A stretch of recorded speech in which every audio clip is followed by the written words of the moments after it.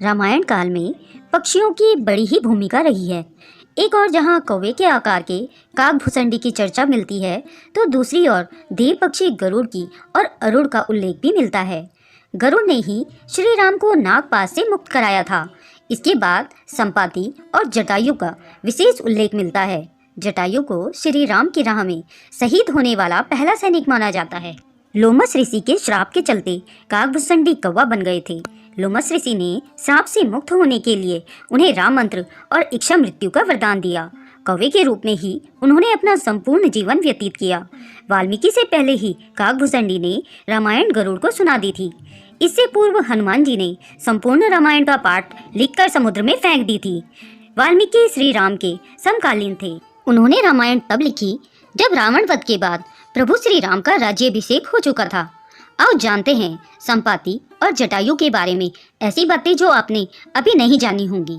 उल्लेखनीय है कि रामायण में संपाति और जटायु को किसी पक्षी की तरह ही चित्रित किया गया है, लेकिन रामचरितमानस में यह भिन्न है। रामायण अनुसार जटायु गृधराज थे और वह ऋषि ताक्षर्य कश्यप और विनीता के पुत्र थे। गृधराज एक गिद्ध जैसे आकार का पर्वत था। संपाति और जटायु कौन थे? प्रभु राम के काल में संपाति और जटायु नाम के दो गरुड़ थे। ये दोनों ही देव पक्षी अरुण के पुत्र थे। दरअसल प्रजापति कश्यप की पत्नी विंता के दो पुत्र हुए, गरुड़ और अरुण। गरुड़ जी विष्णु जी के शरण में चले गए और अरुण जी सूर्य के सारथी हुए। संपाति और जटायु अरुण के पुत्र थे। कहाँ रहते थे जटायु? पुराणों के अनुसार संपाति और जटायु दो गरुड़ बंधु थे। संपाति बड़ा और जटायु छोटा था।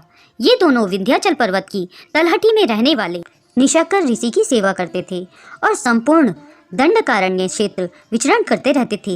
एक ऐसा समय था जबकि मध्य प्रदेश छत्तीसगढ़ में गिद्ध और गरुड़ पक्षियों की संख्या अधिक थी, लेकिन अब नहीं रही। दूसरा रहस्य, जटायु और संपाति की होड़। बचपन में संपाति और जटायु ने सूर्यमंडल को स्पर्श करने के उद्देश्य से लंबी उड़ान भरी। सूर्य के असहाय तेज से व्याकुल होकर जटायु जलने लगे।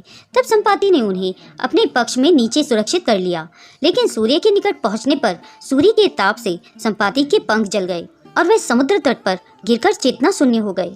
चंद्रमा नामक मुनि ने उन पर दया कर उनका उपचार किया और त्रेता में श्री सीता जी को खोज करने वाले वानरों के दर्शन से पुनः उनके पंख जमने का आशीर्वाद दिया। तीसरा रहस्य, राजा दशरथ के मित्र थे जटायु।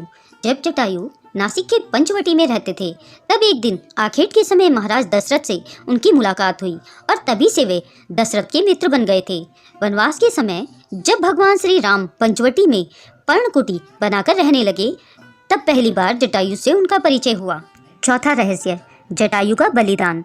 रावण जब सीता जी का हरण कर लेकर आकाश में उड़ गया, तब सीता जी का विलाप सुनकर जटायु ने रावण को रोकने का प्रयास किया, लेकिन अंत में रावण ने तलवार से उनके पंख काट डाले। जटायु मरणासन होकर भूमि पर गिर पड़े और रावण सीता जी को लेकर लंका की ओर चल गया। सीता जी की खोज करते हुए प्रभु श्री राम जब रास्ते से गुजर रहे थे, तो उन्हें घायल अवस्था में जटायु मिला। जटायु मरणासन था। जटायु ने राम को पूरी कहानी सुनाई और यह भी बताया कि रावण किस दिशा में गया है। जटायु के मरने के बाद प्रभु राम ने उनका वहीं अंतिम संस्कार और पिंडदान किया। छत्तीसगढ़ के दंडकारण्य में जटायु का मंदिर है। मान्यता अनुसार यह वह स्थान है जब सीता का अपहरण कर रावण पुष्पक विमान से लंका जा रहा था, तो सबसे पहले जटायु ने ही रावण को रोका था। राम की राह में जटायु पहले शहीद थे। स्थानीय मान्यता के अनुसार दंडकारण्य के आकाश में ही रावण और जटायु का युद्ध हुआ था और जटायु के कुछ अंग दंडकारण्य में आ गिरे। जटायु की प्रभु राम से पहली मुलाकात पंचवटी नासिक के पास हुई थी, जहां वह रहते थे, लेकिन उनकी मृत्यु दंडकारण्य में हुई।